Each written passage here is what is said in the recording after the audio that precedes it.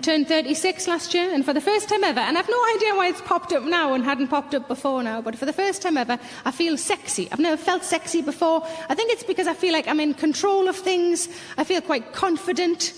Figure-wise, I feel quite womanly.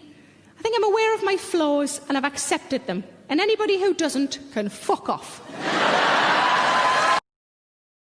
But I was on holiday with my sister last year, and I don't get to see my sister often enough, and it was lovely to have a week together, just the two of us. It was really nice.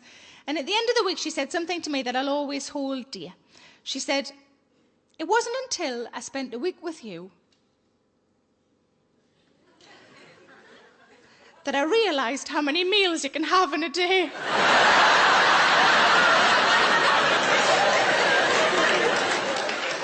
She had mistakenly thought that you had breakfast and lunch, or you had brunch. No.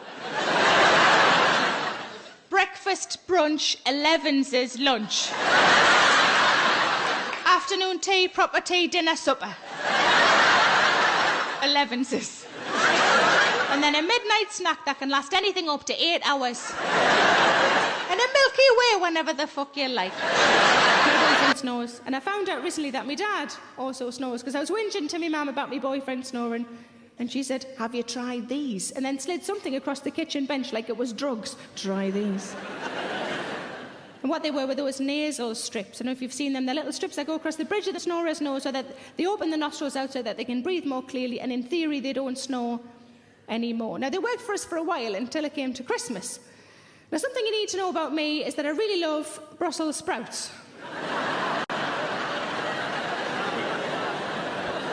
My boyfriend doesn't like Brussels sprouts. So at Christmas, we get a big bag of Brussels sprouts, and I eat the lot. And I don't mind telling you, I'm pretty fucking toxic.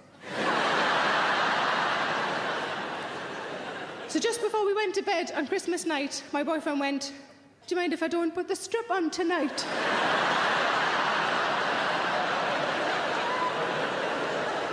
I don't want my nostrils to be any bigger than they have to be. Something I probably should have pointed out before now that you might have noticed is that I really love swearing.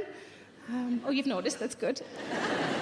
Because I can't swear when I'm on the radio or the telly, so I have to make up for it elsewhere, like on stage and sometimes in Top Shop.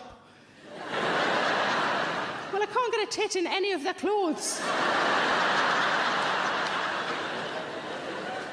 I don't know what your local branch is like, but mine has a floor that's just accessories, as if they've gone, "You're too fat for our clothes, have yourself a scarf." And I am trying to eat more healthily. I had an apple. Thank you. It's a couple of months ago. I put it in my handbag on an optimistic Monday. And by the Thursday, there weren't any Kit Kats left. And I was hungry, and I thought, I'm going to have to find this bloody apple. So I rooted around in my bag, and I found it. It was prematurely bruised and battered because it had been in my bag for so long. And it had pen on it.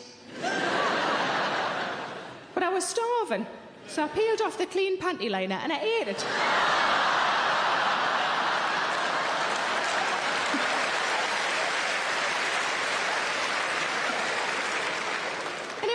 Who knew apples were all right? It reminded me of something I hadn't had for years that I really liked, and I was like, what does it remind me of? And I remembered it was toffee apples.